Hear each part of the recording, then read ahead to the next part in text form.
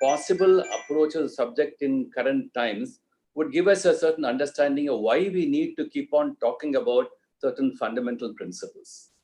So we look at 200 years of American history on contract law. There is a good deal of talking about good faith and fair dealing. Judgments have spoken about it. The US Constitution says your contracts impairment clause has a lot of historical, potential. And we have borrowed it occasionally in our constitutional history.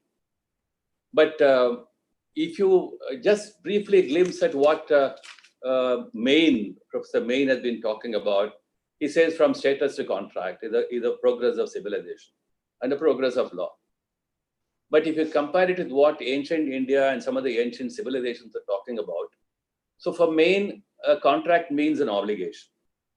It's a pact plus an obligation. But if you look at the concept of dharma in our own country, it is a bond or an obligation, which is a duty, synonym of a right or good. So the right or good, which is so synonymous with a duty or a bond, has a different dimension altogether.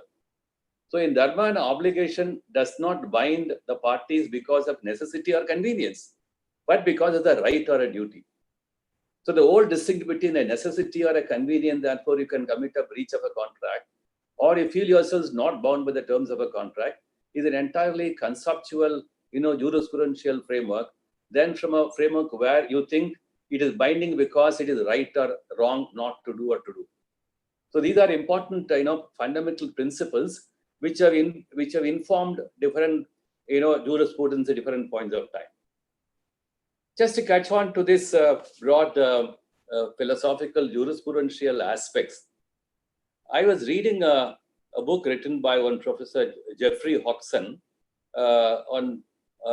There he quotes something like this. Oliver Williamson was a Nobel Prize economist. So in his work on business firms, Oliver Williamson underlined the economic man as a self-interest seeking with guile.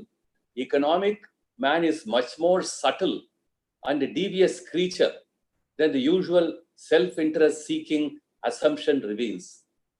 He holds opportunisms as a foundation, assumption of transaction and transaction cost economics. I quote. So this, I think, is a long-standing belief among many economists that business is an amoral arena of self-interest. So Williamson treats culture and ethical values as external constraints on business transactions rather than intrinsic parts of economic activity. That's why I talked about dharma, where right and wrong. So nothing, if ethical values are not intrinsic parts of economic activity, then we start talking about bringing it from an indirect way, good faith, fair dealing, reasonableness.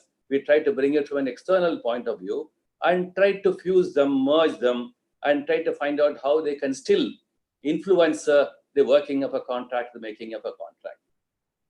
Now, Hodgson says a basic and omnipresent feature of human relationship is conversation. We had oral conversations, now we have written conversations. Now there is no contract which is not written on a piece of paper or on the net. Now there are interesting cases where some American courts have said in the context of adhesion contracts, they are not binding merely because somebody has done a click wrap or a browse wrap contract. I'll come to them a little later.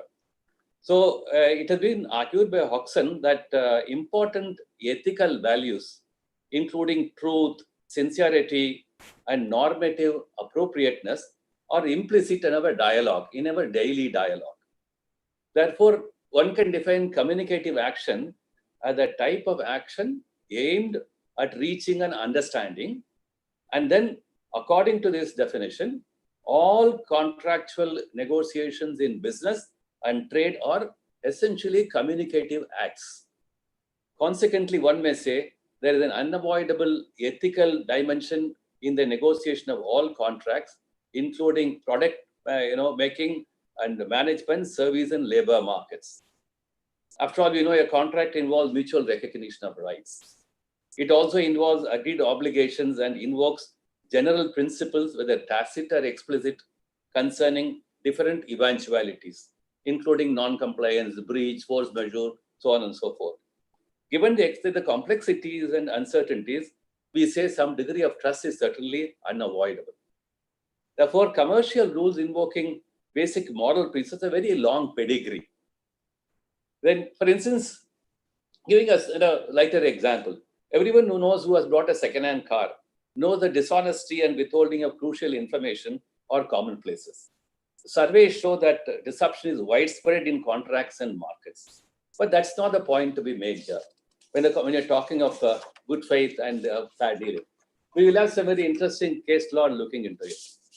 Let me look at how in different authors, writers have looked at the good faith dimension and the fair dealing dimension.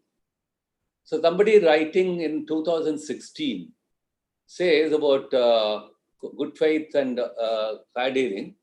This is what it says in the introductory part of the article. Quote, it says, most contract litigation requires courts to give meaning to contracts using doctrines of interpretation and implied terms.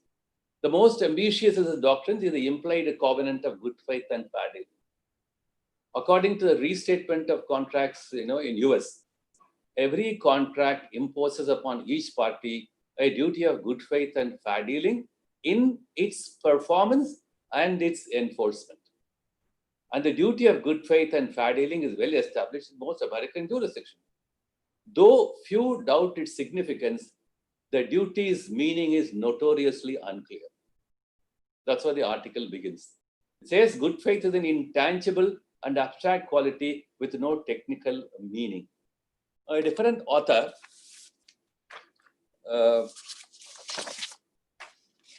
titles his article like this: the overlap between interpretation and gap filling to achieve minimum decencies. Again, he talks about good faith and fair dealing. A third writer says, the title is very interesting. The implied covenant of good faith in a contract interpretation and gap filling, reviling a revered relic. So some people look at it as a relic. I'll come into the little details of it. I just thought how people have been looking at the whole issue of contracts and fair dealing, even in their understanding and their perception. Another writer puts it like this. Classical contract theory rests upon three fundamental propositions. First, the exercise of freedom of contract between equal parties in markets of perfect competition is a key to individual welfare and common good. Freedom of contract is defined as the power to decide whether to contract and to establish the terms of the bargain. We have been proud of our freedom of contract, confident that the maximum of social progress will result from the encouragement of each man's initiative and ambition by giving him the right to use his economic power to the full. Second, enforcement of bargains as made protects the reasonable expectations of the parties and promises that we perform and contributes to certainty and stability in the marketplace. All this, he says, on a framework that good faith and fair dealing will inform and be the foundations of this whole framework.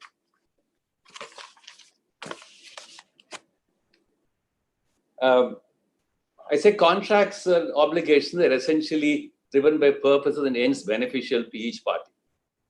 It's apparent that the interest sought to be accomplished by each party to a transaction ultimately determines the contractual terms. That's why aspects of offer and acceptance, consent and informed basis, without coercion, undue influence, etc., come in. The importance of the formation of a contract and the freedom involved for both parties to determine the procedures for transaction, as well as the condition of transactions, are important. With reference to consent in case of certain classes of contracts like employment contracts or adhesion contracts, in contemporary times in the digital world, what are known as click wrap or browse wrap contracts, all these are also important. The question that will arise in all these circumstances will be whether, for instance, taking an online or adhesion contract, the online adhesion contracts should be binding, even without any express manifestations of the consumer assent to the terms. Two illustrations may be relevant. In case of one SPECT versus Netscape Communication Corporation, The New York Court of Appeals held as follows. I quote, Netscape argues that the mere act of downloading indicates assent.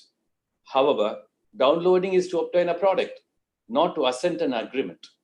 In contrast, clicking on an icon stating I assent has no meaning or purpose other than to indicate such assent. Netscape's failure to require users of smart download to indicate assent to its license as a precondition to downloading and using its software is fatal to its argument that a contract has been formed. The court somewhere quote says it's a good faith dimension.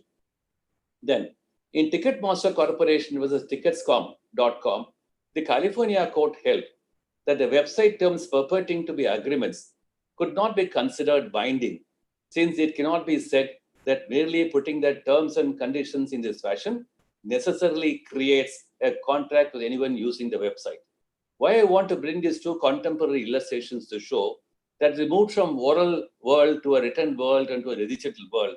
Some issues keep constantly recurring. I think they are part of human nature, human transactions. And the way why we fail, why we perform a contract in a particular way, why we breach contracts for reasons within our control and reasons beyond our control. These are recurring dimensions. Then just if you look at what's happened both in France, Europe, and the common civil law world, let's quickly catch up. What do they say? The questions of reasonableness and good faith is being read into contracts has received different approaches in different jurisdictions. The French Civil Code relating to contract implementation includes good faith provisions.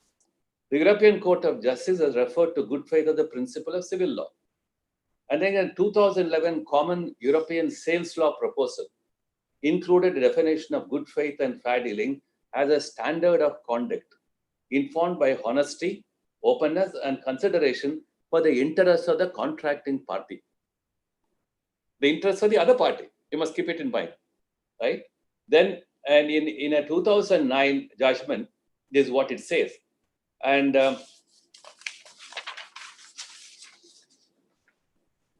it's also said that the concept of bona fide, probably like good faith, is traceable to Roman law, where equity in commercial dealings was required to a very high degree. It is also said the statement was subject to the context that contracting parties were also free to take advantage of each other. That's a peculiar mix of the Roman law. In a 2005 appeal case, R versus immigration officer, when Scottish judge Lord Hope said that the good faith functioned at the level of a remedy rather than right, and not therefore a source of obligation itself. We'll currently see how English courts have been grappling with this difference between a substantive dimension of good faith and the remedial dimension of good faith. And like I was talking about a French Civil Code, Article 1134 of the French Code Civil states that agreement must be performed in good faith. You will find the same principle in the European, common law directives. One, you find Article 1.201 of PECL and Article 1.7 of the UNIDROIT, that these are all treated as rules, and some authors describe these are inserting into positive law moral rules. For instance, going back to France, good faith has been perceived as having twin elements. One, the duty of loyalty and the duty of cooperation. And the French jurisprudence has gone ahead in imposing a duty to inform and a duty to collaborate. Good faith in some civil systems has also been extended to the pre-contractual duty in that negotiations broken off in bad faith may also give rise to liability. Then Section 242 of the German Civil Code provides that the contracts must be performed in consonance with good faith and fair dealing. Article 1337 of the Italian Civil Code refers to good faith and fair dealings in negotiation and as well as the performance. Then Section 1-203 of the US Uniform Commercial Code also recognizes good faith and fair dealing. It is said that the European Commission treats good faith to mean honesty and fairness in mind, which are subjective concepts, and fair dealings to mean observance of fairness in fact, which is an objective fact. As an illustration of fair dealing, the Commission cites a case, the following case. There's the case of 1-year distribution contract, renewed each year for 40 years, and then terminated by one party by giving 1 month's notice as stipulated by the contract. Given the length of the relationship between the parties, such short notice, even though in accordance with the contract, the European Commission says may violate principles of fair dealing. So the English court has also dealt with some such cases where the substantive term of a contract may not be defeated by, say, the unreasonableness or the lack of reasonableness of a performance of a contract. So the idea of a general doctrine of good faith in the sense of an overriding and objective requirement of fair dealing was not part, certainly, of the English contract law. Courts often go to, I think, Thomas Bingham in an Interphoto Picture Library versus Stiletto Visual Program Limited. I'll give the citations later. And then this is what he says.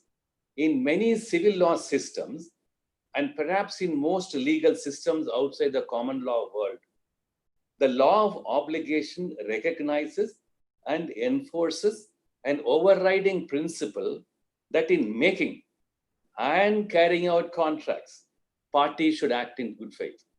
This does not simply mean that they should not deceive each other.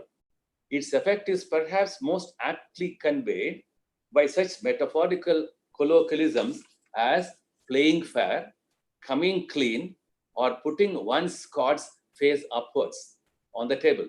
It's in essence the principle of fair and open dealing. And says English law has characteristically committed itself to no such overriding principles, but has developed piecemeal solutions in response to demonstrated problems of unfairness. Before we consider certain arguments, recurring arguments, against the adoption of a general principle of good faith, I would probably look at some theoretical foundations. The classical approach to a contract was mainly a transaction involving a subjective meeting of minds of two atomistic individuals competing only for economic self-interest. The Adam Smith's illustration. This reminds us of the famous invisible so-and-so.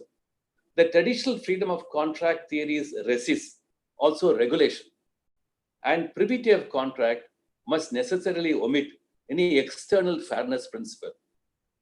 As against this, there's something called a relational contract theory, brought more famously into sociology by the French thinker Émile Durkheim.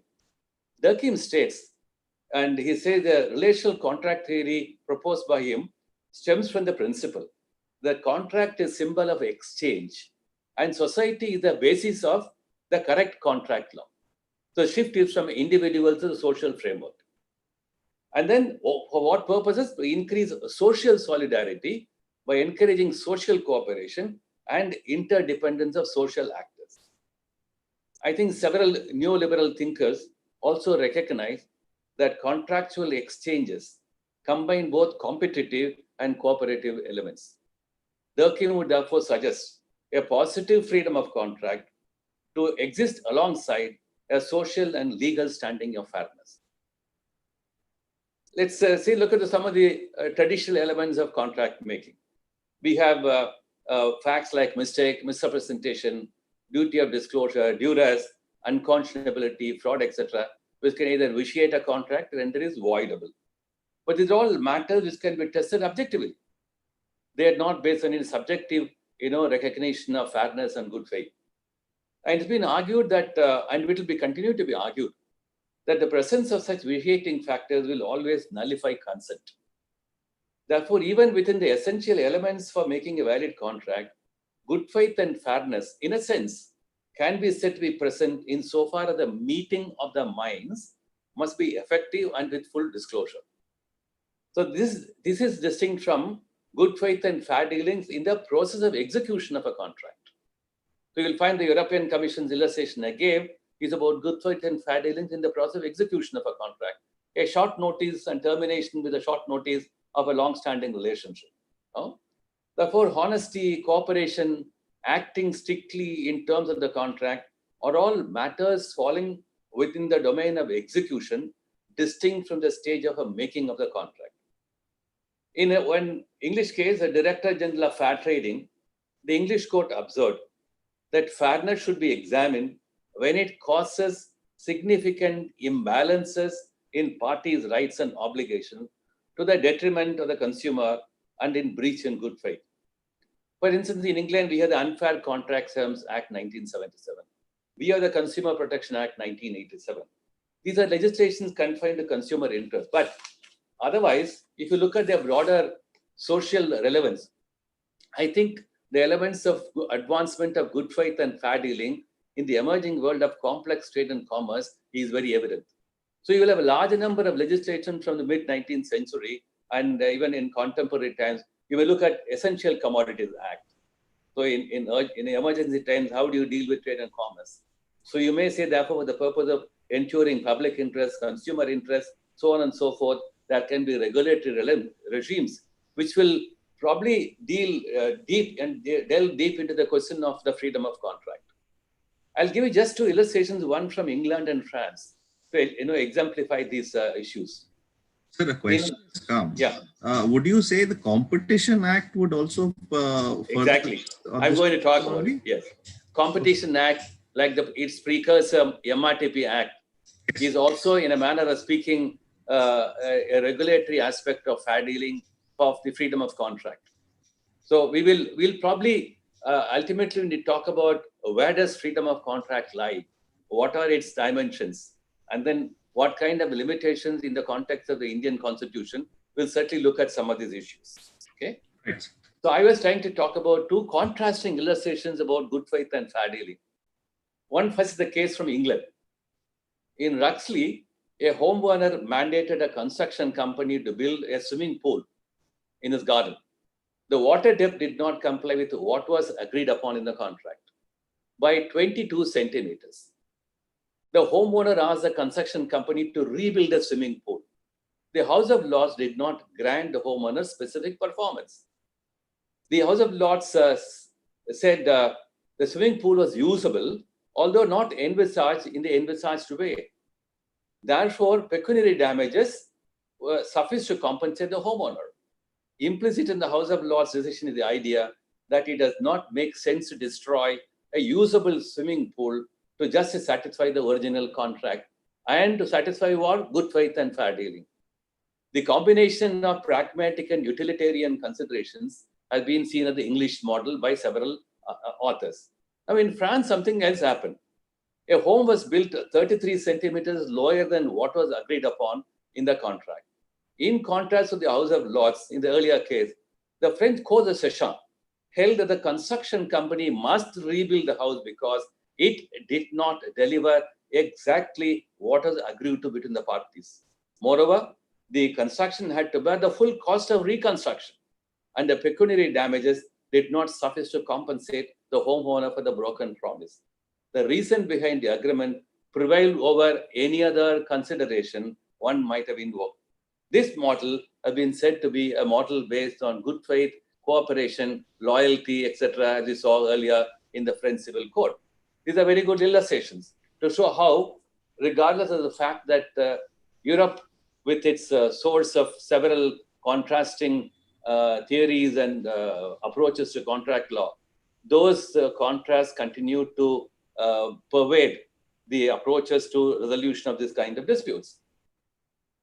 And an observation made in the context in 2001 by Lotstein, though not directly to good faith and fair dealing, but in context of the current developments in technology and science, etc.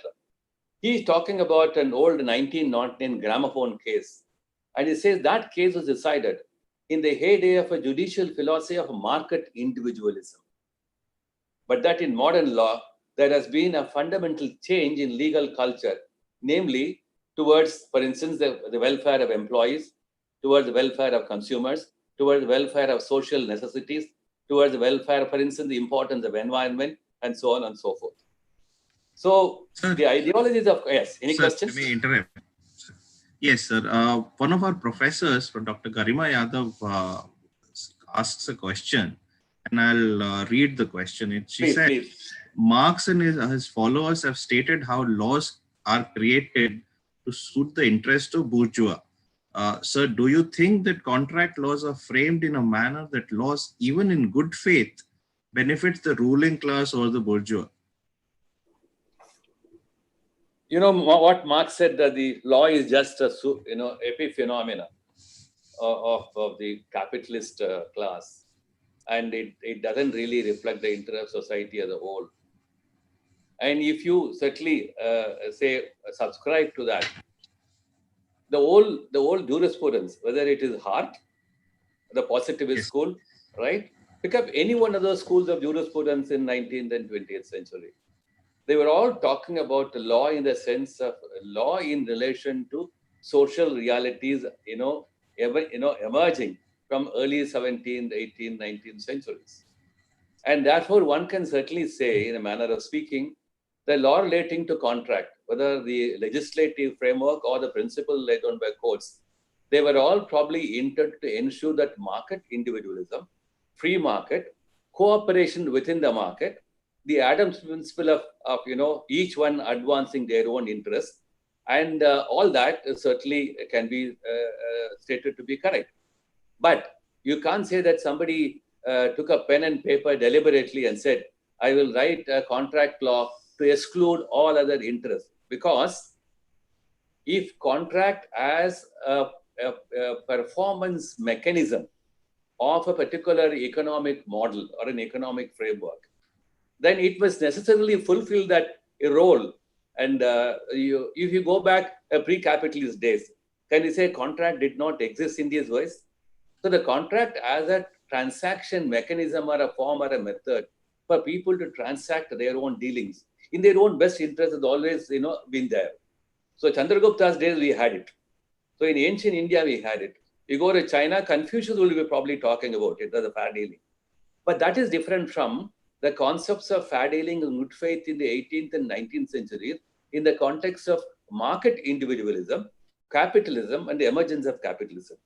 There, if somebody is talking about good faith and fair dealing, more spoken about in US than in England. Because you see the importance of an open society, a free market in US was far more different from what happened in England. With a little difference, of course, even though Marx once said about what Britain, the last bourgeoisie in Britain, unless he's alive there, Britain will continue to be a free market economy. So all that's been said about Britain. So we probably keep these distinctions in mind. Let me proceed further, if that answers the question. If there is still more some lurking doubt, I'll come back to it at the end of the day. Please proceed. Right. What I want to say is that the leading doctrines of English law, which you just quickly noticed, whether in legislation, in case law, reflect two fundamental ideologies. One, as I said, a market individualism and a consumer welfareism now. Putting the contrast very generally, I'll put it like this.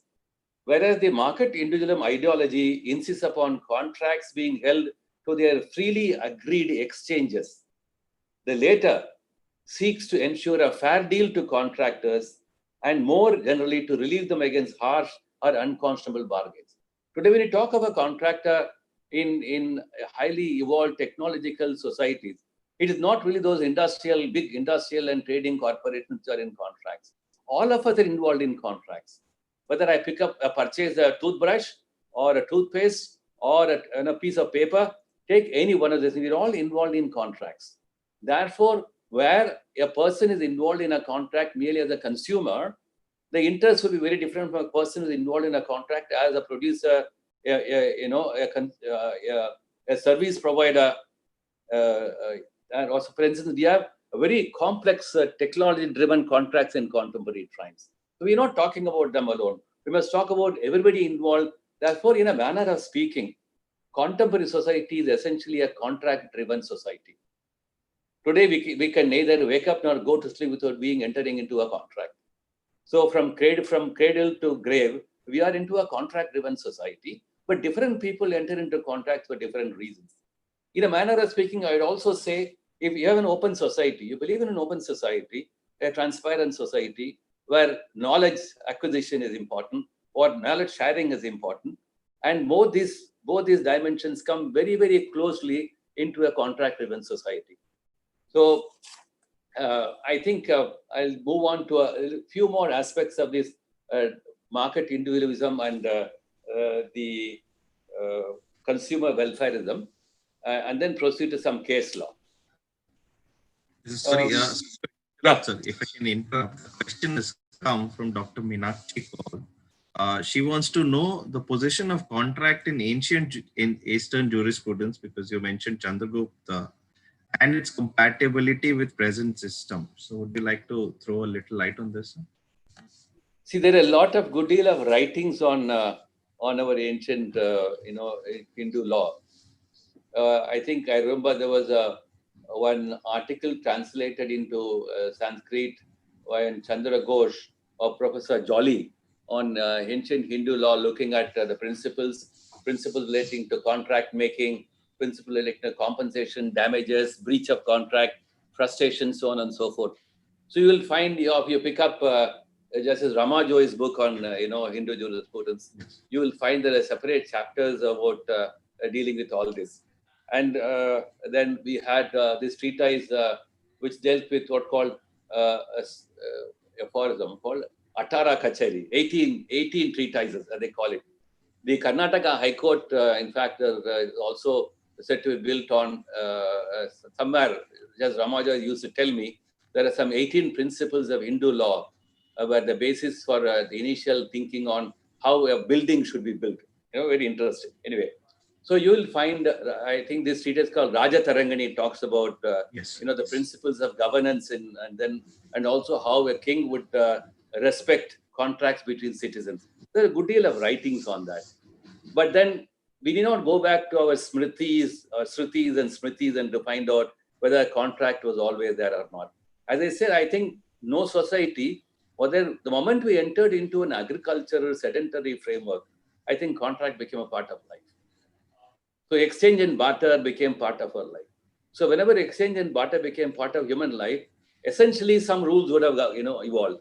There can't be that merely somebody said, let there be dharma, and therefore a contract resolution was resolved. It was not like that. So there are principles of compensation, damages, and then quantum of damages. Manu somewhere deals with them, and of course to our dissatisfaction, not our acceptance. So let me go further. Any question now on this? No. No, sir. Okay.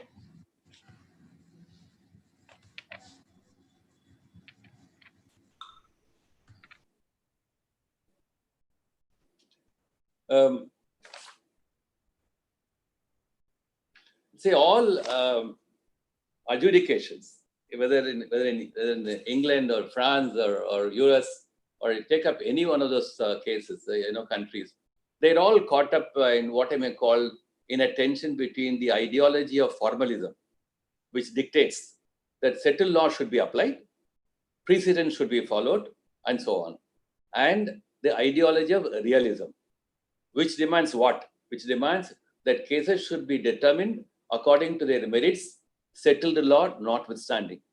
All of us know that common law is all about this tension and how common law grows and contributes to the interstices of the law. In practice, this double layering of ideological tensions generates three strands in judicial reasoning, which we'll see in some other cases. One, a formalist regard for applying the law.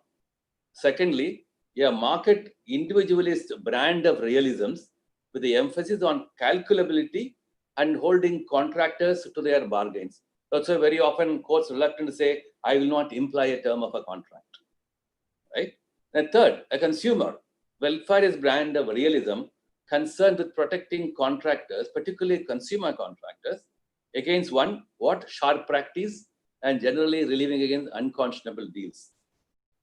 Somebody says this is a dynamic market individualism responds to these difficulties by doing what? By favoring a more flexible approach, guided by practices and expectations of the contracting community.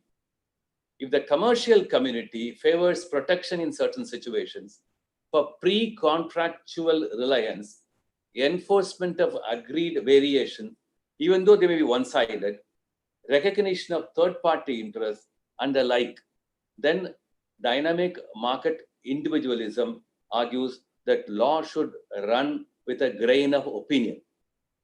A textbook statement of such opinions can be found in Lord Wilberforce's well-known remarks in this, where he says, the whole of contract is of a commercial character involving service on one side, rates of payment on the other, and qualifying stipulations as to both.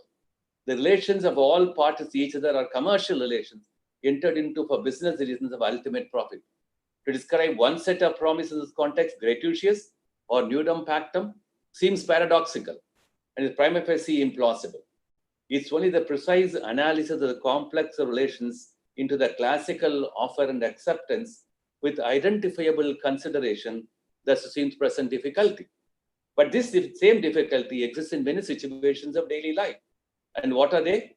Example, a sales at auction, supermarket purchases, boarding an omnibus, purchasing a train ticket, tenders for supply of goods, offer of rewards, acceptance of by post, then warranties of authority by agents, then manufacturers' guarantees, and then gratuitous bailments, then bankers' commercial credits. I think the list is endless. So that's why I said we are in a contract society. These are all examples, as Lord Wilberforce says, doctrine of examples of how English law, having commanded itself to a rather technical and schematic doctrine of contract, in application, it takes a practical approach, often at the cost of forcing the facts to fit uneasily into the marked slots of offer, acceptance, and consideration. Alan Fons is a well-known writer on contract. He says that on the Uniform Commercial Code in US, that the criterion of good faith should be constituted by reasonable commercial standards of fair dealing in trade. In an Australian case, this is what a learned judge said. I quote, people generally, including judges and other lawyers from all strands of the community, have grown used to the courts applying standards of fairness to contract, which are only consistent with the existence in all contracts of a duty upon the parties of good faith and fair dealing in its performance. In these days, they expect a standard, and anything less is contrary to prevailing expectations. Emphasis prevailing expectations. In other words, there is a general expectation that contractors should deal fairly and act in good faith, which crystallizes into what? Into more specific views about how far self-interested opportunities, shrinking, manipulation, and the likes should be restricted. Now, coming to the Indian context, we are no longer in the pure domain of the Contract Act. The Indian Contract Act, modified model and English law, has not obviously enacted the general principles of good faith and fair dealing as necessary elements of contracts. We have, for instance, sections 166, 178, 178A, and 223, which uses the expression good faith. They're all expressions used in the context of a principal and an agent. I'll presently deal with some of them. So contracts are treated as void or voidable for other reasons. Mere lack of good faith or fair dealings is the process of entering into a contract will not by itself vitiate a contract. However, one can certainly confidently say matters such as misrepresentation, deceit, fraud, etc., which have entered into the making of a contract, and obviously the contract will fail.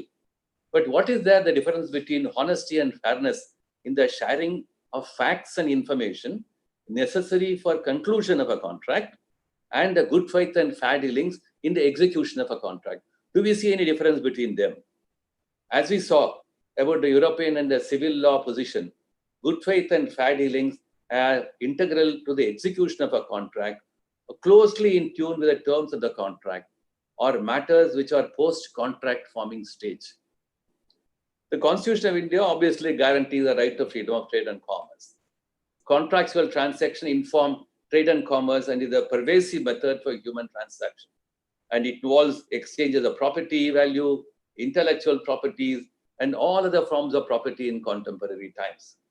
This freedom, as we all know, is subject to certain restrictions, and then which the state can impose within the scope of such restrictions contracting parties are absolutely free to act in advancement of their respective interests. The question has to be beyond mistake, misrepresentation, etc. What form and content, good faith and fair dealings can still take and become part of a contract, Indian contract law cannot be answered in the abstract. The law relating to contracts entered into by governments is fairly well settled. One broad guiding principle is that regardless of formalities and procedures, the state must act fairly, reasonably, in public interest, without nepotism or favoritism, avoid unjust enrichment, be subject to principle of estoppels, etc. Some illustrations in the regard will serve the point. I'll just pick up one case where how in the source of a contract-making power and implied good faith and fair dealing, even though the Supreme Court has not specifically dealt with that. We have that Indian aluminium case of the Kerala State Electricity Board in 1976. There, the Electricity Board entered into a contract with a consumer and promised for a particular period of time that you will have the tariff in the following terms. Now, a little later, in exercise of the same statutory power of making a tariff, the board fixed certain general principles of tariff and said, now, my contract entered with you no longer binds me. The Kerala High Court said the contract will not fetter the exercise of a statutory power of the board. So no contract can fetter a statutory power forever in future. The Supreme Court took a different view. It's one thing to say that if you exercise a general statutory power to do a certain thing, nobody, a statutory authority will not fetter themselves their future statutory exercise of power. But if you enter into a transaction by invoking a particular provision of a law, and that provision enables you to enter into a contract, and the same provision enables you to also enter into a policy transaction, the court says there is no conflict between these two transactions or events. Both emanate from the same source of power. Therefore, there is no question of a fettering of a future power. Once you have entered into a contract, this contract binds you. The Supreme Court has not gone into good faith and fair dealings, etc., as a dimension to protect their contractual interest. But the underlying principle is, even if you have to exercise a statutory power, when can you go back on the exercise of a statutory power? So all those principles we saw in the context of state action and state contracts can certainly be profitably invoked. But much more fundamentally is what we are talking about is, if a contract is formed even in the exercise of a statutory power, and good faith and fair dealing must necessarily continuously inform the expectation, the reasonable expectation, the general expectations we're talking about, the Australian case I cited. So I think that will be an important dimension to be added wherever possible. Probably the courts can be told that the good faith and fair dealing is ultimately what? That if you exercise your power in invocation of a particular authority, you will never go back unless there is a larger public interest. And that larger public interest must also be a matter of good faith and fair dealing. So not because it's a subjectively seen a policy decision or a shift, etc. Now, that's a good illustration. Lots of other cases have dealt with that. For instance, we have some cases relating to sections 68, 69, and 70 of the Contract Act. That famous Mandal case where even if a contract is not entered into, strictly in terms of Article 299, the case law in Article 299 of the Constitution is that a contract which doesn't fit into the 299 model is no valid contract at all. It doesn't bind the government, and then there is no estoppel against it, and so on and so forth. But even in those cases, the court has invoked Section 70 and etc., saying that you are entitled to compensation and damages. What is the basic principle? Not merely because the contract law states so, but because I think essentially good faith and fair dealing must come in to inform all state action. So today, therefore, one extension of this principle, I'll give those citations a little later. One extension of this principle is that, as we say that today we live in a contract society, we also live in, let's say, an open society. We also live in a society where markets must flourish. We also live in a society where individual freedom, innovation, creativity must be regarded and promoted. But we also live in a society where equality must be promoted. So we also live in a society where Constitution promises several values and several guarantees. And many of those guarantees touch upon what an egalitarian social order. So how do we really ensure that these seemingly apparent, conflicting values do not really conflict? And wherever there are conflicts, because we are talking about constitutional law in the abstract. We are talking about how, in the context of contracts, whether by a legislative power or by exercise of a statutory power or exercise of executive power, whether the state will ensure that the harsh edges of a contract law, the making of a contract, the performance of a contract, consequences flowing from a breach of a contract, all this, the state must ensure that the harsh edges must not be harsh enough. So that's where I think we can probably build a jurisprudence of good faith and fair dealing as a fundamental informing principles. Even if you ask me the question about the competition law. I mean, why do we need a competition law at all? Is it solely oriented towards the consumer interest, or it is also or it's focused at how to fine tune and lubricate the economics of competition, or the competition in economics, whichever you put at it. I think both purposes are involved in it. The whole lot of history on the Sherman Act, the antitrust law in US gives us a lot of interesting examples. We also moved away from the MRTP framework to an entirely different understanding of the competition law. And even though some lingering, ideas of the MRTP do come into the competition law, people still talk about it because I think it doesn't leave us so easily. So the competition law is also like the consumer law an example how legislature can intervene and say, this is how in contracts, what I call the edges of the making of a contract, the consequences which may have consequences for third parties who are not parties to a contract, so including competition, how do you really deal with them? So one can possibly say, all right, as a good academician, I'll say everything is solved by saying good faith and fair dealing. But I'll just show you some examples from how US courts have grappled with this. I'll read a couple of pages from a very well-written article on this piece.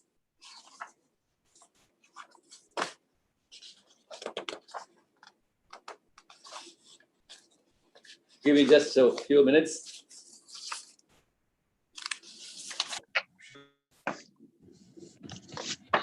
Yeah. And this is again what this learned author writes in the introduction in his talk about good faith and reasonable expectations. I quote, the recognition that there is an obligation of good faith in every contract has been regarded as one of the most important advances in contract law in 20th century. Nevertheless, a half a century after the Doctrines incorporation into the restatement of law, they said the many judicial opinions are confusing or confused. The controversy and confusion stem from a fundamental misunderstanding about the nature of good faith obligation. That misunderstanding is a belief that good faith is a special doctrine that does not easily fit within the structure of contract law. Indeed, the doctrine is seen as a potentially dangerous, threatening to undermine more fundamental doctrines and the transactions that are designed to uphold. As a result, good faith must be substantially restricted in its application. In particular, the doctrine needs to be closely tied to the terms of the contract, limited to the cases in which a party has willfully violated its obligations under the contract or both. Says all of this is wrong. There is nothing special about the doctrine of good faith. It is continuous with the rest of contract doctrine. Although it is distinct from other doctrine, it is only distinct in the same way that the rules about formation are distinct from the rules about consideration. Good faith is simply another embodiment or the basic principle of contract law, the protection of reasonable expectations. We all talk about it in the administrative law of legitimate expectations. The application of that principle through the good faith obligation leads to the proper understanding of the content of the doctrine and the rejection of many of the ways that courts improperly cabin it.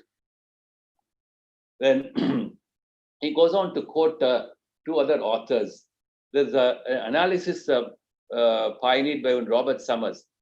He says this, there is a long-standing and well-defined scholarly debate about good faith, conventionally characterized as the conflict between the excluder analysis, pioneered by Robert Summers, and the foregone opportunities approach described by Stephen Burton.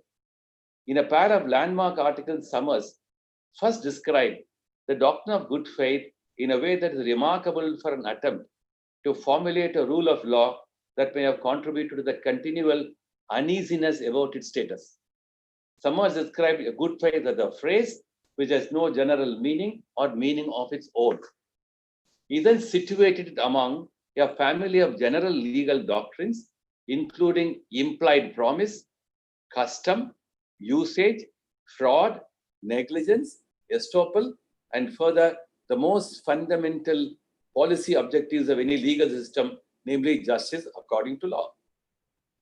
Then the restatement of law as adopted Summers' analysis. Then Burton criticized this restatement and formulation for its vagueness and for the reference to standards external to the contract. And he developed an approach that analogized breach of good faith obligation to simple breach of an express term. In both instances, Burton suggested a party attempts to recapture opportunities and commits resources to the choices made. In doing so, it creates expectations in its contracting partners. And then all of us all know about the most well-known American judge, Judge Posner, who is academically so, his first book on economic analysis of law is so well known. And Posner and also says a well-known series of Seventh Circuit cases.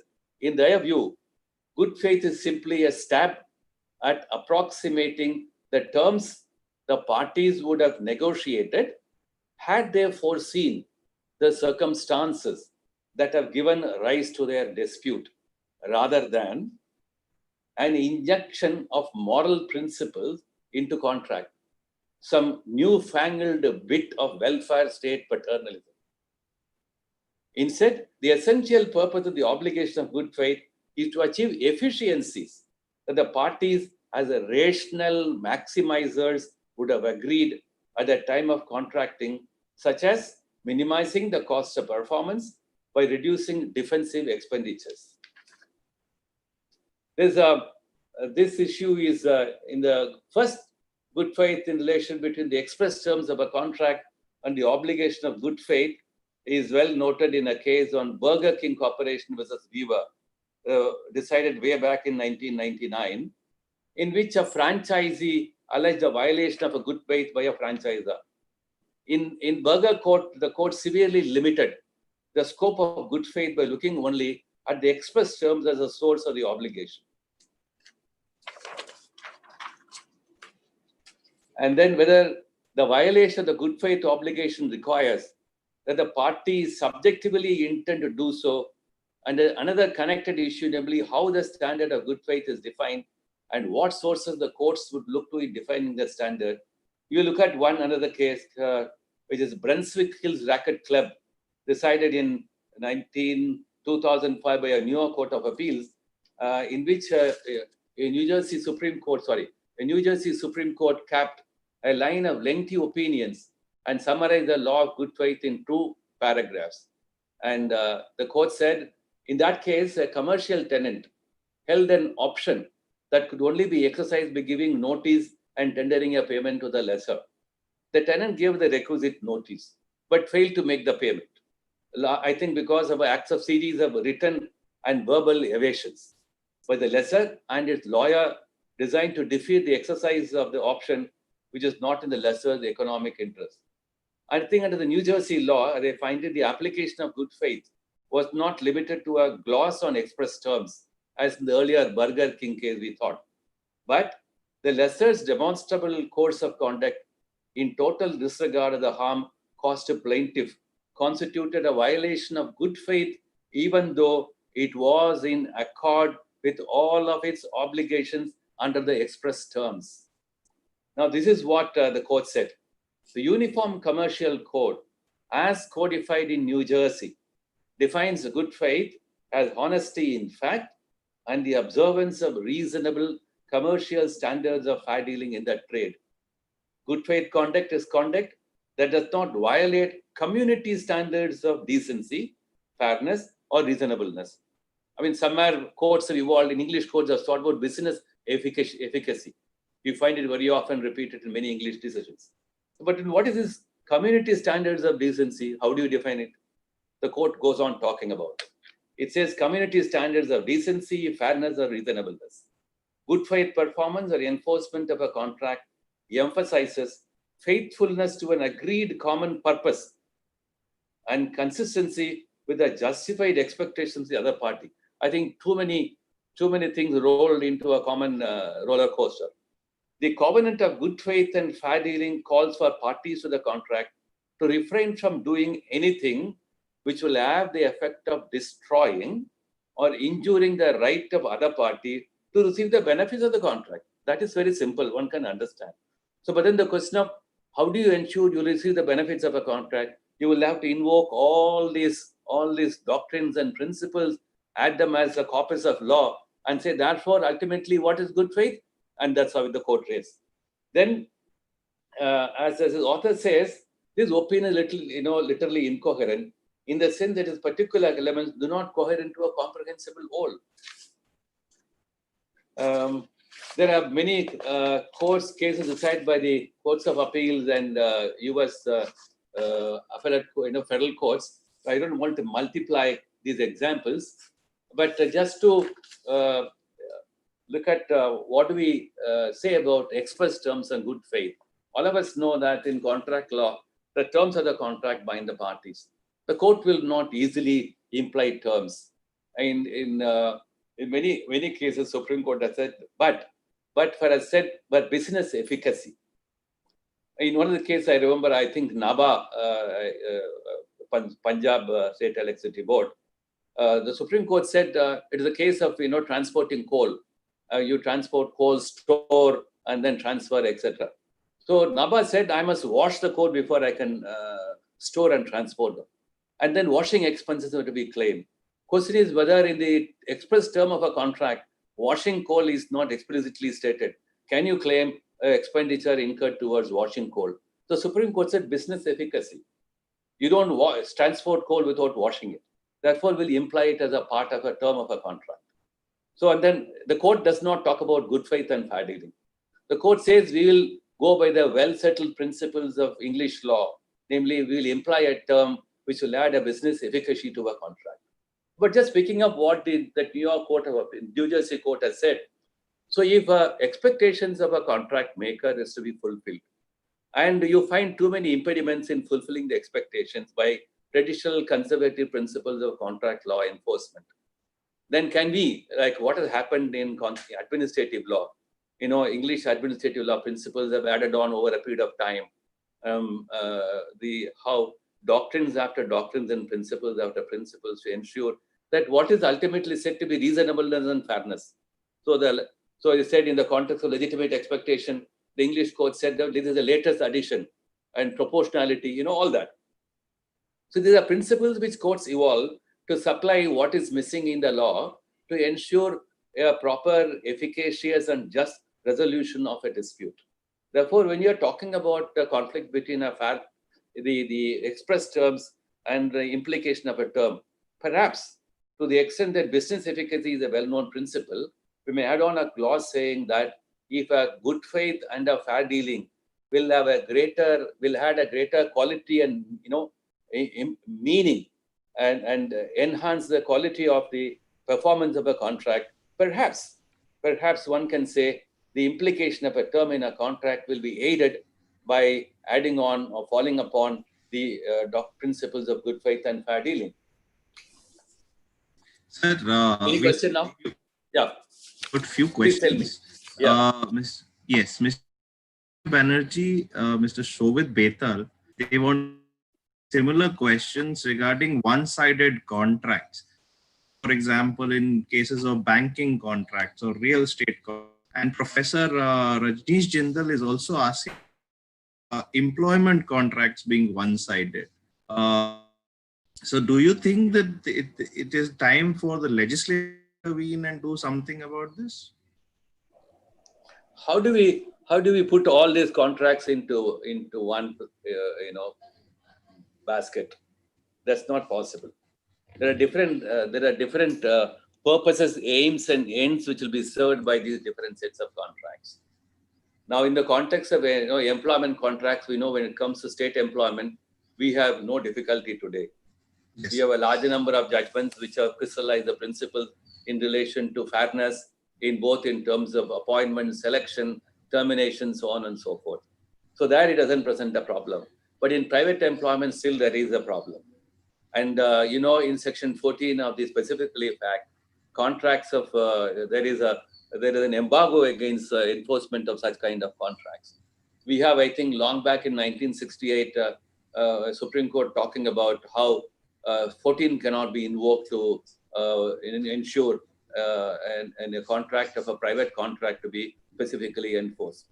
Probably, I think there we need to move on into a more introduction of infusion of more fairer elements. But it comes to certain other situations, like for instance, the journalists, working journalists, or workmen, or quasi-workmen, you want to use that kind of a term. The larger number of labor-related legislations where the principles of fair dealing are implied. Unfair labor practice is essentially nothing like the converse of the principle of a fair dealing, isn't it? So, but when you talk about the other kinds of a contract, commercial transaction like a banking or a real estate, there are still some legislations which try to ensure that some kind of a fair dealing is made available to you, whether it is the RERA Act or any such legislation. But they may fall short of the actual working realities and the needs of the consumers. When you talk of the banking institution, I think we don't really have a consumer angle law, right? If I enter into a banking transaction, I want a loan, and the loan is taken only on the terms stipulated by them. And that's like the adhesion contracts. Even today, we have a larger number of adhesion contracts. That's why I gave that example about the click wrap and the browse wrap agreements on the digital world. In the digital world, the very contracts are simply you click and then you accept. You browse, the very act of browsing can also sometimes be an assent to a contract. So either you take it or leave it, kind of a old principle. So in banking law, there is still this problem. But then the moment you talk about a consumer-oriented, consumer welfare banking law, there will be too many probably a banking industry can say, look here, we'll collapse. Because the whole fundamentals of banking depend upon certain commercial and economic and financial principles. The moment you want to tinker with them. So, but probably one can say, it's one thing to talk about the formation of a contract and the principles and matters will go into the making of a contract, but relaxing or dealing with the rigor or the consequences or the enforcement of a contract. You know that in the real estate, that's what's really happening. So the consequence of enforcement of a harsh, a contract, a harsh consequences, how do you really enforce them in a way which is more acceptable, more humane, comfortable, fair, so on and so forth? Again, I think courts alone probably will now fill up this area, because I think the moment you come in with a legislation, the problem will be it can become a little rigid. It may not admit of a flexibility in certain in the market conditions.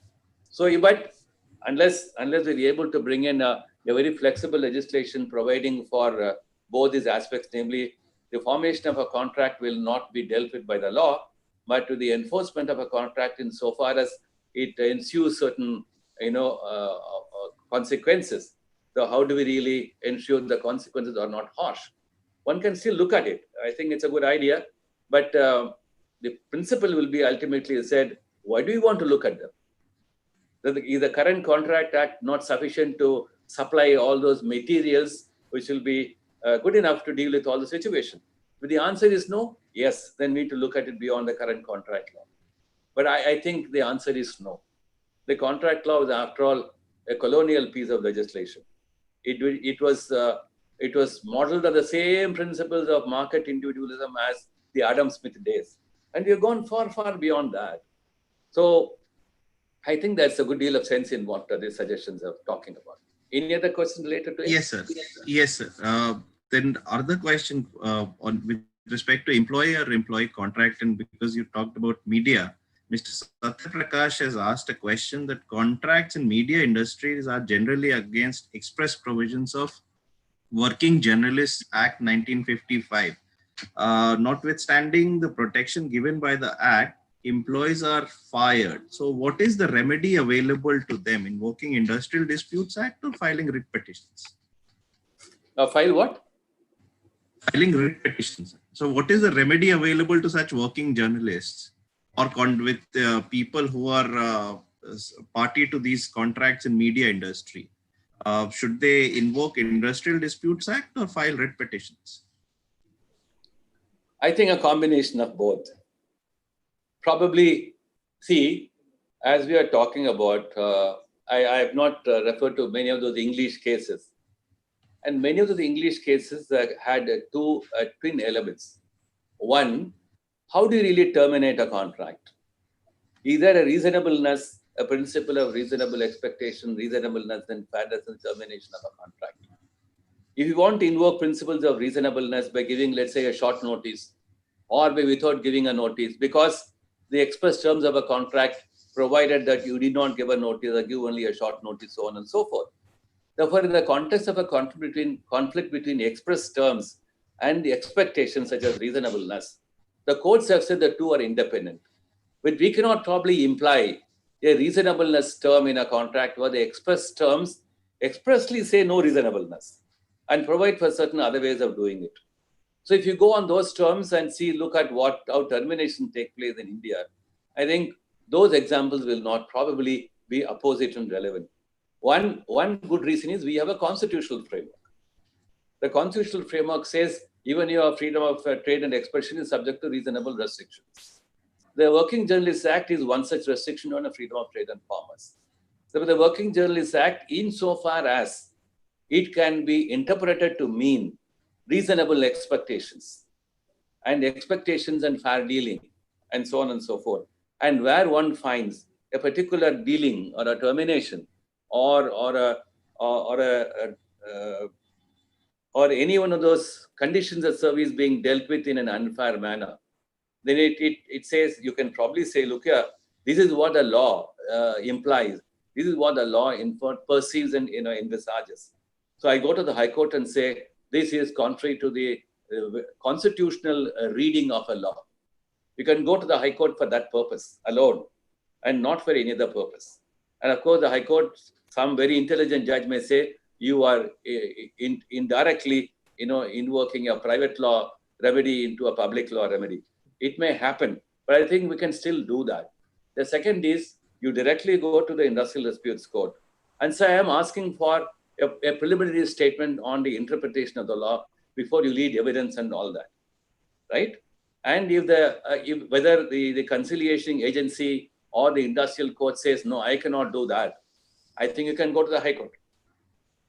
Both in civil procedure code and the criminal procedure code, if there are issues of constitutional interpretation of a provision, then the court will refer the matter to the High Court. I think Article 228 and also some provisions in CRPC, they say the matter will be referred to the High Court for a declaration or a statement of law. So we can try many of these very innovative procedures and a combination of these procedures, which may probably lead to a change in the legal framework. Sir, another question, Professor Megha Nagpal has asked. Mr. Kumar Mihir, can we take a couple of live questions? Sure, sir. So I just wanted to, anyways, let's take the live one. I'll come back to this question. Yes. Soumyajit, please unmute yourself and ask your question live. Soumyajit. Good afternoon, sir, and good afternoon, all of you. It's a pleasure to be there in this webinar. And my question is, sir, basically, that what is the scope of this impossibility of a contract in terms of Section 52 of Contract Act? In what context are you asking this question?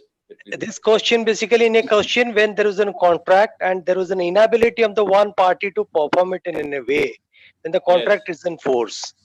Yes. It's in the terms of that actually I want to ask a question. If there is an impossibility to perform a contract, then what can be the reason? Though there is no provision in the contract. So, no, what does Section 56 say? Section 56 only say an agreement to do an impossible act itself is void. So what do you mean by an impossible act?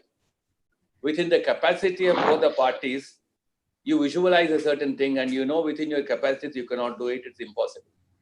Right? Right, sir. Right.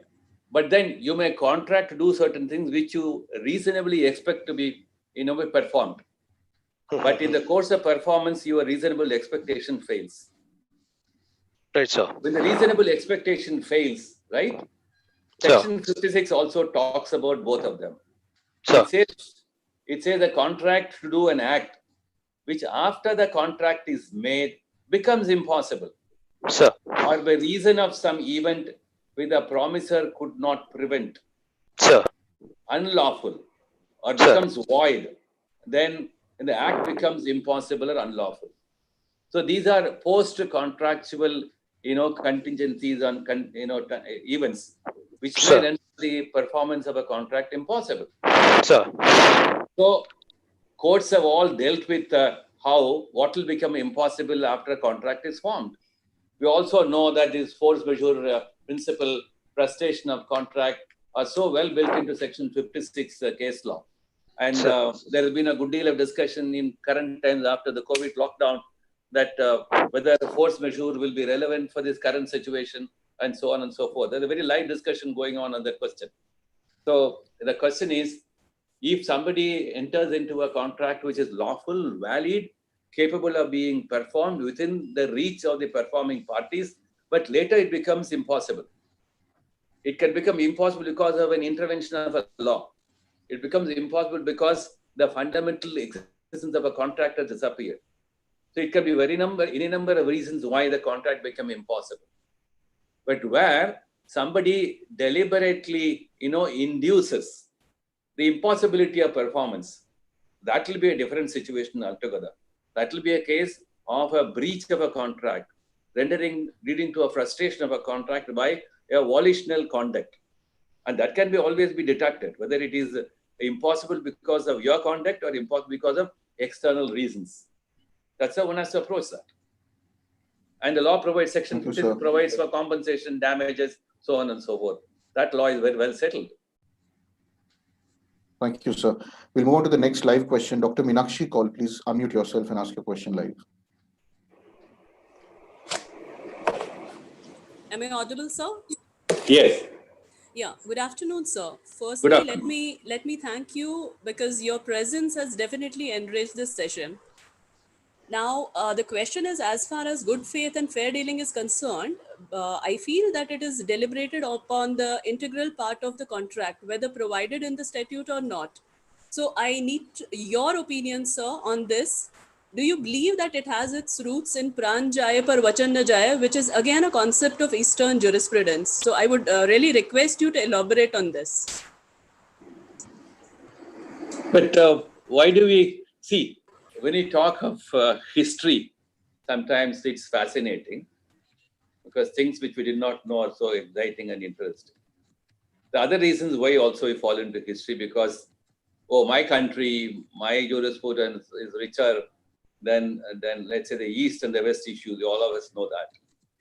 But insofar as certain dimensions of any principles of any law and jurisprudence will add on to an enduring value and dimensions of justice, we can certainly pick them up. Not because they were grown in a particular culture or on a civilization, but because they have eternal relevance and value.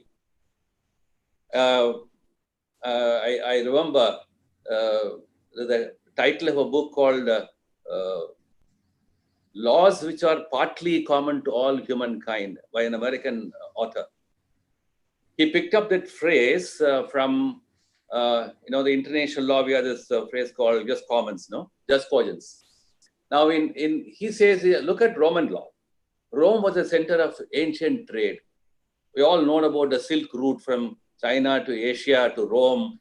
And so Rome was a center of ancient trade where people from virtually from all over the globe used to congregate and conduct their trade and commerce.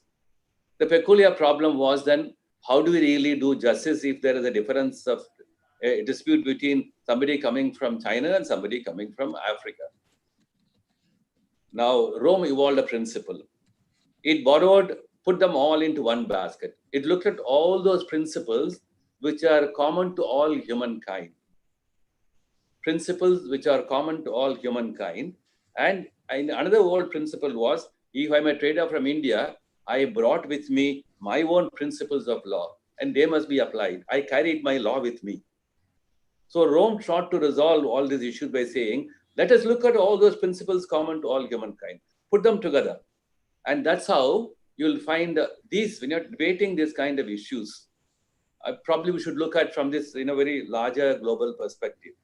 That's why I mentioned about we are in a very different jurisprudential cauldron where there is nothing like a colonial hegemony or nothing like a colonial superiority. I would probably say as an observer of law in 21st century, from a practitioner's point of view, we have now all jurisprudence in one basket, which has to be, I think, redone from a global perspective. I'm not talking about international human rights documents. They stand on a different footing. So we have all the rich corpus of principles of law in relation to contract, in relations to state action, in relations to private expectations. So you look at what happened in Germany. In German civil code is also the principle of fair dealing. And so you have very interesting examples in many of these countries. Let's put them all together and try to find out if we can weave one common fabric of principles which will be applicable to divergent legal systems or divergent constitutional systems and divergent legal frameworks. And that's how, today we have another problem. Constitutional courts, when they want to interpret constitutional provisions or even some statutory provisions which are commonly found in various other jurisdictions, Justice Scalia, the US Supreme Court, was very averse to borrowing principles from the rest of the world. And I think he said, on Roberts versus Simmons, that why do we need to look at the jurisprudence of death penalty from the rest of the world? If the US Constitution has not given us enough jurisprudence, no other part of the world can give us jurisprudence on this. So we have those kinds of views. But then we also other kinds of what's called global scholastic, scholarly dimensions. So we are probably looking at that. I'd only say that let us endeavor to evolve what can be useful at a global level. Thank you, sir. Professor Megha Nagpal wants to know your view on evidentiary sufficiency and standard of proof in case of non-performance of a commercial contract, especially in these pandemic times, party invoking force measure, how to judge if it is invoked in good faith? Evidentiary sufficiency, sir. What should be the standard to judge that something has been done in a good faith? No, what do we say when generally forget about the pandemic and all that? Yes. So you can't just pick out a fig leaf out of somewhere and say this is how the pandemic situation will be dealt with, right? So what I would say is, in ordinary circumstance, when there is a non-performance of an obligation, what are the principles of evidence? We have all those well-settled principles of evidence, the Indian Evidence Act. And we have primary evidence, secondary evidence, tertiary evidence, hearsay evidence, and as I always try to say, the definition of proof. If you look at the definition of what is proved in the Indian Evidence Act, right? Please pick up the definition of proved, and somebody probably should take up one whole semester on how do you really deal with the definition of proved in the Evidence Act. So, but then in current times, the evidentiary value, how do you lead evidence, what principles of evidence would be more opposite to proving a particular, aspect or a fact, or more, point, because we live also in a digital world. The question of proving what happened in the digital world has its own, special problems and difficulties. So combined with both, so probably we cannot bring in an oral tradition principles of Evidence Act, which depends on oral evidence, written evidence, documentary evidence, into the digital world. But I think one thing is so fundamental. One, you want to say that, look here, what I did was in good faith. The onus will be on you to prove that. Right? So good faith means what? Whatever are the terms of your contract. Insofar as, for instance, we talked about the French, the twin dimensions of the French civil code, loyalty and cooperation. Suppose you bring in loyalty and cooperation, and you say, look here, I've been loyal to the express terms of the contract. I have cooperated reasonably to the expectations of the other side. And therefore, I say I've acted in good faith. You to discharge your duty of evidence, placing evidence. But I don't think the law will require much more than that. The law will require, therefore, how do you prove good faith? From what perspectives? What elements of good faith would be relevant for a particular contract? So good faith for a particular contract will differ from contract to contract. You have all those huge commercial technology-based contracts, good faith will stand on a different footing. If you simply look at, let's say, an employer-employee contract, good faith will be on a very simplified basis. So the complex dimensions of it being able to prove good faith will depend on the contract, concern.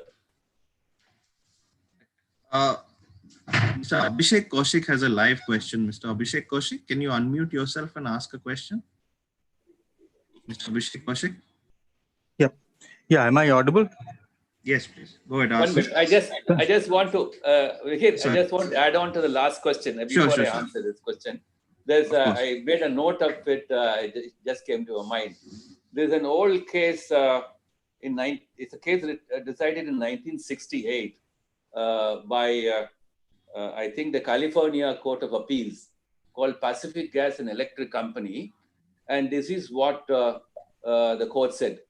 The test of admissibility of extrinsic evidence to explain the meaning of a written instrument is not whether it appears to the court to be plain and unambiguous on its face, but whether the offered evidence is relevant to prove a meaning to which the language of the instrument is reasonably susceptible, because limiting the determination of the meaning of a written instrument to its four corners would either deny the relevance of party intentions or presuppose a degree of verbal precision and stability our language has not attained. This importance is because limiting the determination of the meaning of a written instrument to its four corners would either deny the relevance of a party intentions or presuppose a degree of verbal precision and stability our language has not attained. Yeah, what's the next question? Yes. Abhishek Kaushik. Hi, my name is Abhishek. Thanks for this lecture, sir. It is always a pleasure, whether hearing you in court or in this webinar. So I want to thank you first before I ask my question. My question, sir, is in relation to section 19, which says section that under consent, 19. Yes, right. It says that under section 19, consent to an agreement caused by fraud or misrepresentation makes the contract voidable.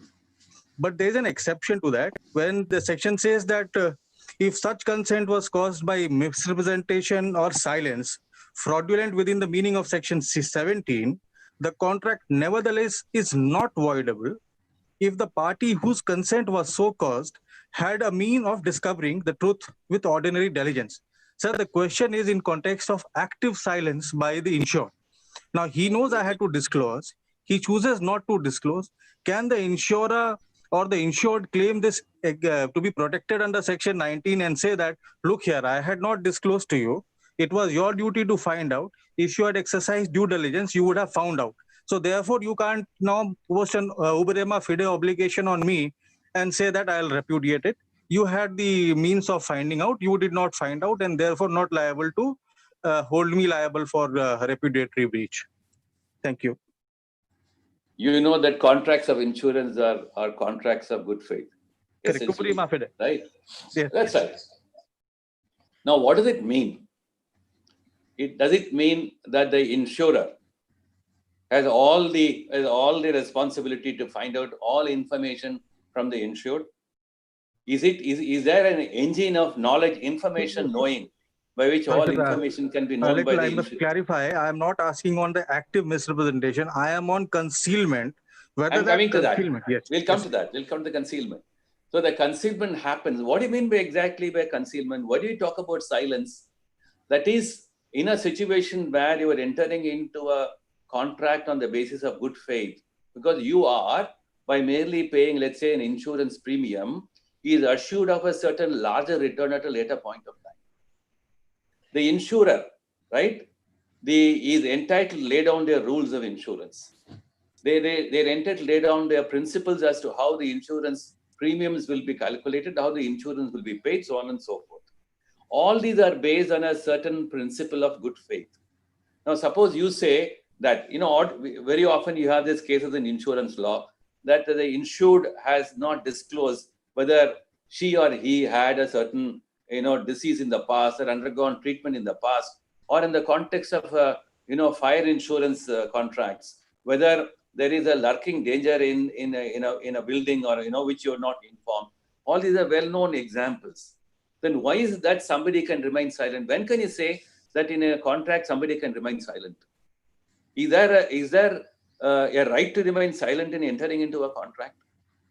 So therefore, unless you answer this question, why then the Contract Act talks about silence and in section 17, and then misrepresentation which borders on silence will or will not vitiate a contract? Because after all, in the formation of a contract, all of us know, depending on the particular subject of a contract or the nature of a contract, there is an information sharing between the parties. We all know as students of law, we studied about whether a horse was a white horse or a black horse, whether a particular building was an old building or a dilapidated building or a good building. We all studied about all those kind of cases. But then why is the importance of a silence? Then when will silence amount to a fraud? So when silence amounts to a fraud making, namely that you want to take advantage of a situation when somebody is persuaded to enter into a contract and you are in silence, that silence will amount to a fraud. You will find any number of English cases from Derry versus Speak onwards, which talks about when silence or misrepresentation can be an aspect which vitiate a contract. So when section 19 read with section 17 talks about it, please bear in mind, these are basically principles. One, a mistake will vitiate a contract. The mistake of fact, then a misrepresentation is what? You mislead a person to enter into a contract by saying A is B and B is C. So misrepresentation. So if A is neither B nor B is neither C, then why would I enter into a contract? So therefore, the persuasion to enter into a contract being so fundamental by reason of a misrepresentation. And the misrepresentation is not, let some say it is, say I did not make an active misrepresentation, I just remained silent. I did not make, say I wrote in my letter of offer or acceptance, this so and so. I did not do that. Therefore, I did not mislead. So, but when you have an obligation or a duty to share all possible information, which will not only be relevant for the making of a contract, but it will also be relevant for the performance of a contract. Because the making of a contract leads to performance of a contract. If the performance of a contract is rendered, let's say, impossible by reason of your silence or misrepresentation, then certainly, then you owe the responsibility. Then you are your liability. Your liability for paying damage or compensation will definitely be placed on that. I think that's how we should look at it. Section 17 and 19, the larger number of cases on section 17 and 19. And then even including marriage contracts.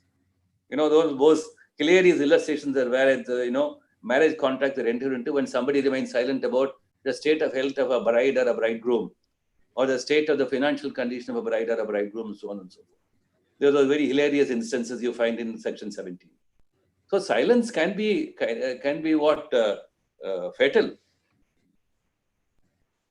Thank you very much, sir. In which case, I'm sorry, this would, in which case the exception to section 19, which says, which casts a duty upon the insurer Yes. to exercise the care of due diligence. Now we go back in a circle to 17, 19, and so on and so forth. What happens is, I had to disclose, I did not disclose, you did not find out. But you had a duty to disclose everything on doctrine of ubrium fide. So Correct. this exception turns on its head. If we go back to 17 and then come to 19 again. In that context, this is a circle. That's why I get a little confused. So No, how do you break this chain? The question is first the generalities of a contract, then specific insurance contracts. That's how we must proceed. So in the generalities of a contract, what is fraud? Whether silence will be a fraud.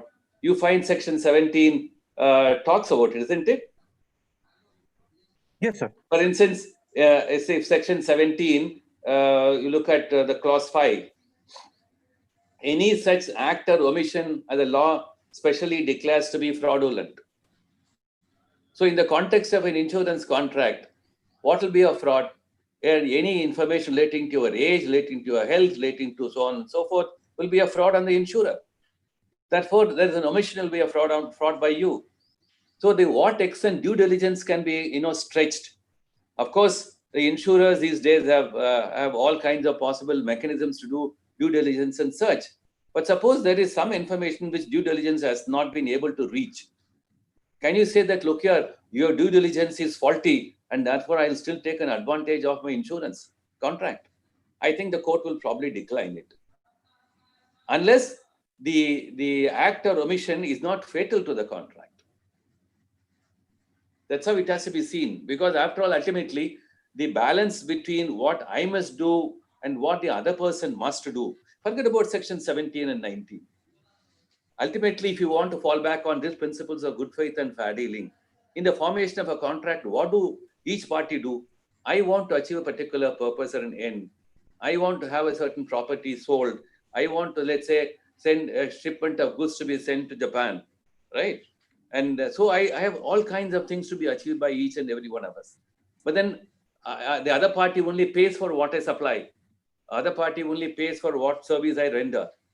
So the question is our mutual duties and obligations, our mutual expectations, each one of us will have to perform, on good faith and fair dealing at both stages, namely in the formation of a contract.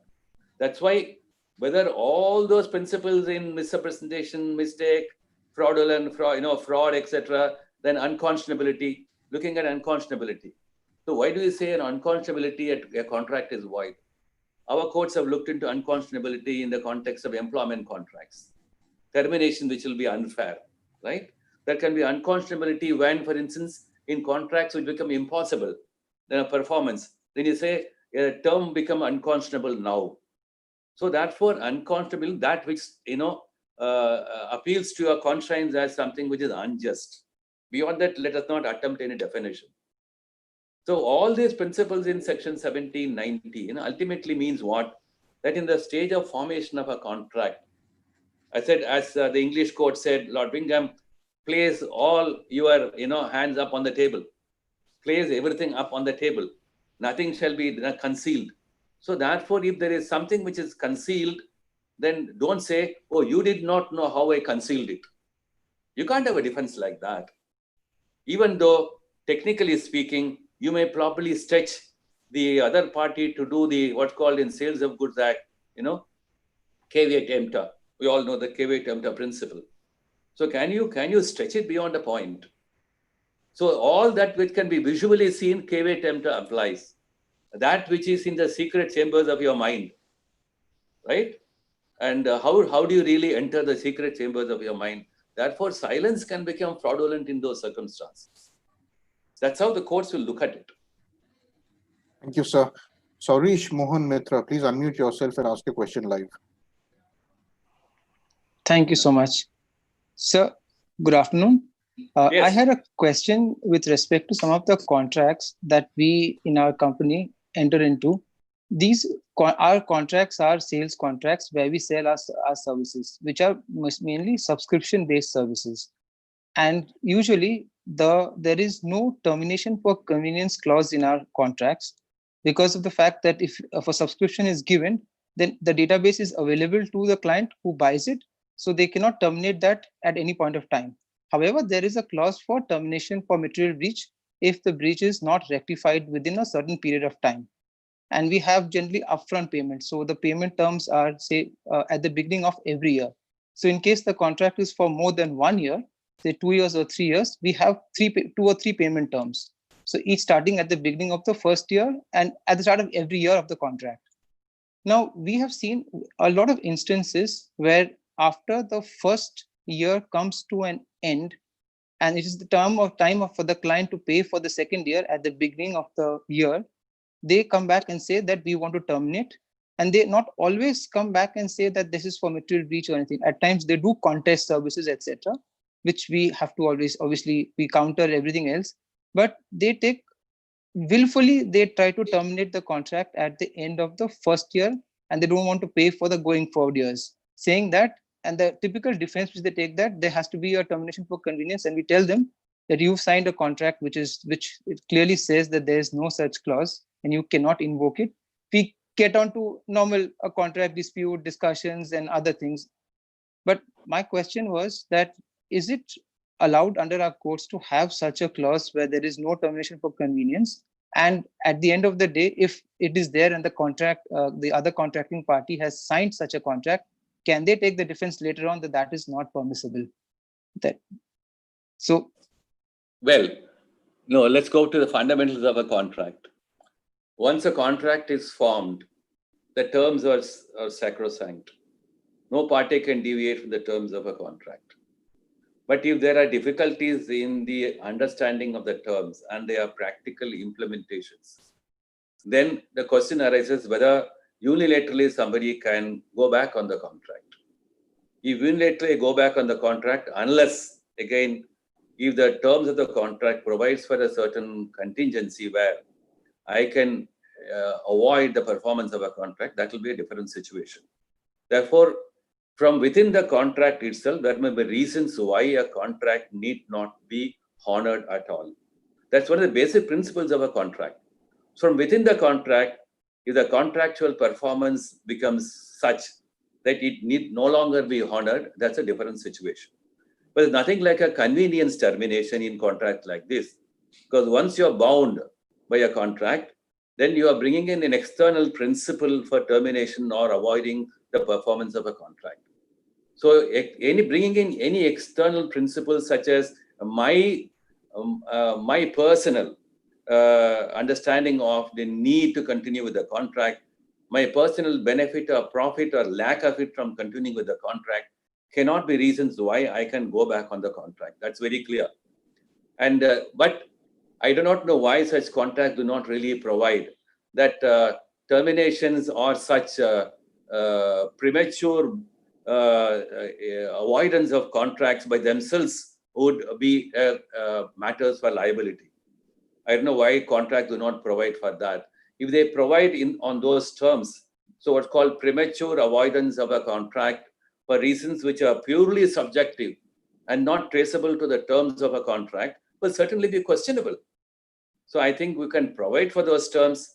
And I say, as I said, subjective, avoidance of a performance of a contract is always illegal, unless you're able to show that the term of a contract enables me to avoid it.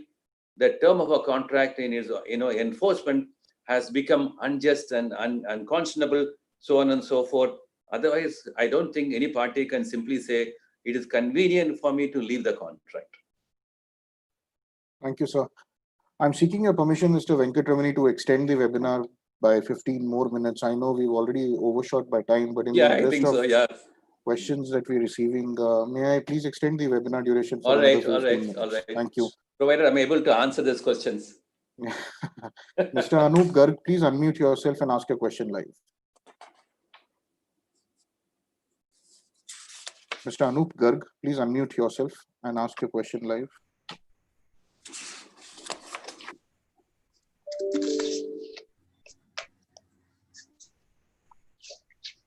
Over to you, Mr. Kumar. Okay. Sir, I'm getting a very interesting question. Not contracts, but mostly in political science. Professor Madhukar Sharma has said that it is said that I have a social contract with state. So why am I not allowed to rescind this contract? State will only allow me to rescind this social contract if I am seeking citizenship of some other country, not otherwise. So not in the context of contract law, but definitely in political science. So he just wants to know your view on this, sir. Why do you bring in Rousseau into all this, right? It's just an interesting question that has come, so I thought I should anyway, put it. Let me try to answer. I don't think there is any place on the globe where we can avoid a social contract and go away from a social contract. I think our planet Earth has been designed to have a social contract for human beings, right? We cannot. And then you may say, all right, can you say that I don't like the Indian Constitution? I think I prefer like the US Constitution. I prefer a Chinese Constitution. Well, you may personally prefer any one of the constitutions. But then that doesn't make give you the freedom to contract out of the Constitution. So there's nothing like a contracting out of a constitution of a country. You can contract out of a law. Contracting out of a law is possible provided, again, your waiver, etc., are not inimical to your own interests. And you with full knowledge, you waive certain, positions in your life. But there's nothing like contracting out of a constitution. I wish if at all it happens like that, I think our public places, including India Gate, like Hyde Park, will become places for 24 hours of contracting out of the Constitution. I don't know, but it's an interesting question. I will reflect on it. We'll come back on it. We can probably have it as a webinar discussion subject by itself. Definitely, sir. The books are written on this, and that's the only reason why I asked. May I now invite, thank you, sir, for this lecture. May I now invite my teacher, Ravandle, to come and say a few words on today. We don't have any more live questions. As usual, this was one more wonderful session which you have delivered. I still remember the sessions you delivered on campus as part of the constitutional law series, and wherein the titles of those sessions, which were devised by your good self, were so intelligently done. And when the discussion was taken forward, people rather realized this was another aspect of constitutional law which never was discussed. And today's session, though the term nowadays fairness has been into media for different reasons, but fairness has not lost its origin and has always been practiced. And when you coupled it with good faith, so has been seen by the private law, then public law. And then we see on the basis of the seriousness of a wrong, it always has proven or has made the distinction between the innocent and the right ones, vis-a-vis the ones who have violated. And today's session makes us realize the importance of research, because I was seeing the lots of comments which were coming in, that it was so well researched. Rather I say, because this is a session delivered by Mr. R. Venkataramani sir. So it never would be research one, rather it would be beyond research. And the topic which was so created by, it was done by Mihir. Mihir came up with this topic, and then he said, I read these articles and I think sir is the right person who can speak on this. And he was explaining to me the dialogue which was taking place, or the interaction taking place between you and Mihir. Because then he was telling me that you have started reading so much on this topic itself. You have referred to several of the books and the articles, and we were looking forward to. And I could see the kind of questions which were raised. They talked about it. So be it the social contract, because something which always has attracted our attention as a student of law, that the relationship we have as subject with the state. But when it comes to the private law, because as far as I go, I see contract as a private law, and it is always the relationship between individuals or maybe individual and organization, etc. So it never has that ramification that of a public law. But at the same time, we find the presence of it and the liability on the part of the state when we refer to the Constitution of India. So it is so well developed. So not just social contract, but we also can see that it is so imbibed into the document, which rather creates what we call as ourselves as a Union of India. But again, we cannot forget that it begins with the term "with the people of India." So it is not the state, but we the people of India who create and who stand for it. So it was also another question. But thank you very much, sir. And as you promised, we surely will have a session on whether one can get out of the social contract, whether it is social. And then, of course, one can have reference to several principles which you find under the preamble as well. Because when we call ourselves as, so therein different words are phrases are used, terms are used, statements are made, and they have relevance, not then, but today and tomorrow as well. So I would not say much on the contract part, and it was a good learning for me today. And I could see, because the point which I like most, like that contract is an inherent part of our life. As you begin or you end, it's a contract. And that was the line which I liked. And when you address a situation, you said it very correctly. You don't have to refer to pandemic. You have to refer to the terms of the law as applicable at that time. Situations keep on changing, but law does adapt to the changes because it is very dynamic. And that is what I always have liked about you. And it always has been a great learning. And I'm always proud that I'm also one of your students who has been learning through your teachings. Thank you very much, sir. Over to you, Raj Kamal. Thank you so much, sir. Raj, can I just have half a minute? I thought I have some concluding remarks, which I thought I could still say. No problem, no? No. I'll just read them. Your command, sir. Yeah.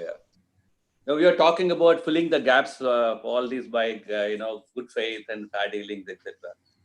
So there are those who preach the sometimes discordant principles of economic efficiency, the implementation of communitarian values, the inference of norms implicit in the parties' relationship or implicitly consented to.